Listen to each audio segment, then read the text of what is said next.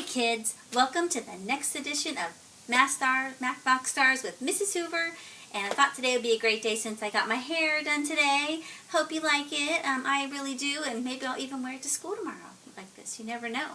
Anyway, today we're here to learn about two things. We're going to learn about shapes, and we're going to learn about comparing and contrasting. So let's start off by taking a little search around my backyard and see what shapes we can find. So I'm going to grab the iPad. And we're going to walk right over here.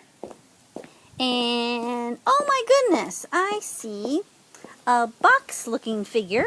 I see sides, and I see edges, and faces, and vertices. I bet that can't roll either. That's a rectangular prism.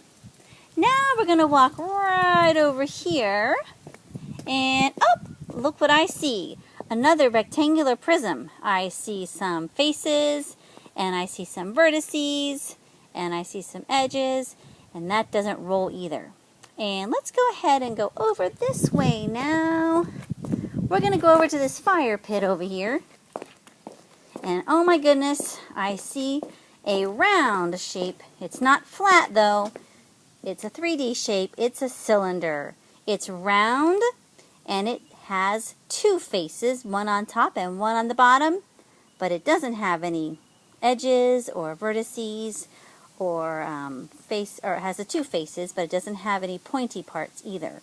And I also see a little yellow poo noodle right there too, and that's a cylinder too if it was nice and straight as well. All right, and I bet that could roll. Both of those could probably roll, right? I'm sure they could if we could really be strong enough to do that. So let's go back over here to our whiteboard, and I'm going to show you just a little bit more about how we can write about comparing and contrasting the cylinder and the rectangular prism. Well, we can compare in reading because we compare characters, how they feel, what they do. We compare setting, and sometimes we even compare problems and solutions for different characters in different times in the book. We compare in science by thinking about how bugs are alike and different, how certain plants are the same and different. We also compare in social studies. We compare and contrast George Washington and Abraham Lincoln and other history figures like that and tell how they're alike and different as well.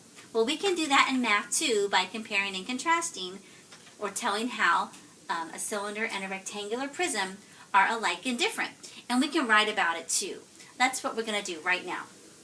I'm going to model to you how to write a paper too that explains how to compare and contrast a cylinder and a rectangular prism.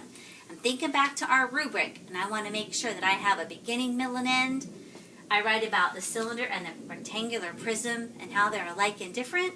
I want to make sure I have capitals and periods, and I have complete sentences, and I want to use some good details too. So let's get started right away. I'm going to start with a main idea first. And my main idea is going to be that the cylinder and rectangular prism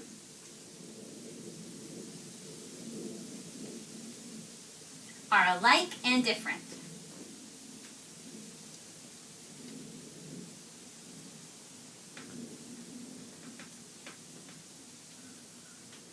And there I have my main idea sentence, and now the reader's ready to hear what else I'm going to say about that.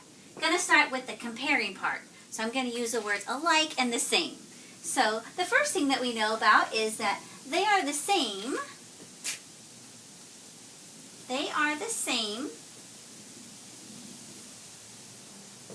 because they both have smooth faces. And they're both, comma, and they are both 3D shapes. Okay, so now I've answered the first part of this writing activity. The second part is contrasting, or telling how they're different. So I'm going to start off by saying that the cylinder has has two faces. And the rectangular prism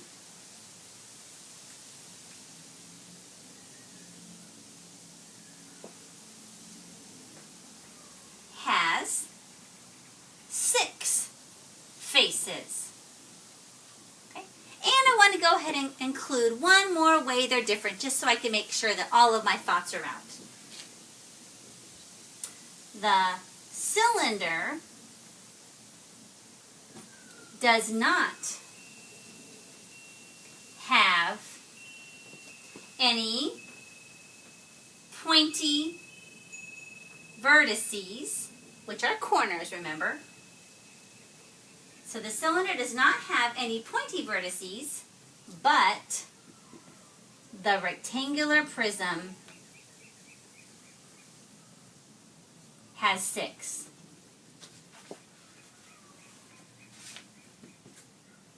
Six vertices. Okay, so I think we're pretty good. I think we've got enough information here. I want to go ahead and finish my whole paper. I want that ending sentence that kind of wraps it all up like a present, like a little bow on top, and really finishes with the last, with what the whole paper was about. So my last and final ending, because I've got my beginning, got my middle, need my ending, is that this is how a cylinder and rectangular prism are alike and different.